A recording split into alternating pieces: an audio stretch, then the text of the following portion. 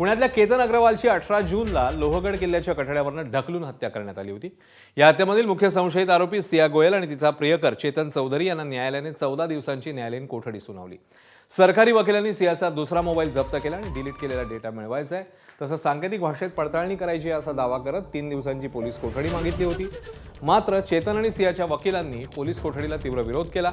अखेरीस कोर्टाने 12 दिवसांच्या कोठडीनंतर दोन्ही आरोपींची न्यायालयीन कोठडीमध्ये रवानगी केली आहे।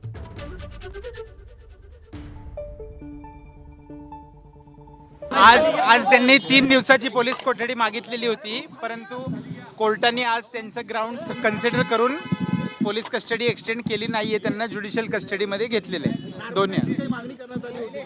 आज त्यांनी तो अर्ज काही प्रेस केलेला नाहीये, ते कदाचित त्यांना तो ड्रॉप करायची इच्छा आहे। केतन अग्रवाल खून प्रकरणामध्ये आणखी एका तरुणाचं नाव समोर येत आहे। हा तरुण आहे चेतन चौधरीचा वर्गमित्र। केतनच्या खुनाच्या कटाबाबत चेतन आणि सियाने या तरुणाशी चर्चा केली होती अशी माहिती आहे। या तरुणाने केतनचा खून करू नका असं दोघांनाही सांगितल्याची माहिती समोर येते। या तरुणाला लोहगडावर चढण्याचा आग्रह देखील या दोघांनी केला होता, मात्र तो तरुण 18 जूनला लोहगडावर गेला नाही। आणि सर्वात महत्त्वाचा मुद्दा म्हणजे केतन अग्रवाल याचा खून केल्यावर चेतन पहिल्यांदा याच त्याच्या मित्राला भेटला अशी माहिती आहे। सियानेही या तरुणाशी चर्चा केल्याची माहिती आहे। हा तरुण मूळचा बीड जिल्ह्यातला आहे आणि सध्या तो बालेवाडी इथे एक खासगी कंपनीत काम करतो। मे महिन्याच्या अखेरच्या आठवड्यापासून तो चेतनच्या संपर्कात होता। पुणे ग्रामीण पोलिसांनी या तरुणाला ताब्यात घेतले आणि त्याच्याकडे अधिकची चौकशी सुरू आहे।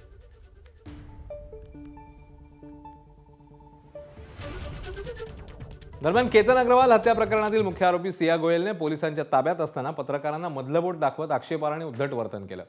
या घटनेचा व्हिडिओ सोशल मीडियावर प्रचंड व्हायरल झालाय आणि तिच्या कृत्याबद्दल संताप व्यक्त होतोय। रिअल इस्टेट व्यावसायिक केतन अग्रवाल यांचा लोहगड किल्ल्यावरनं धक्का देऊन खून केल्याप्रकरणी सिया गोयल आणि प्रियकर चेतन चौधरीला अटक झाली आहे। या तपासाचा भाग म्हणून पुणे पोलिसांनी सियाला पुण्यातल्या तिच्या घरी नेलं होतं।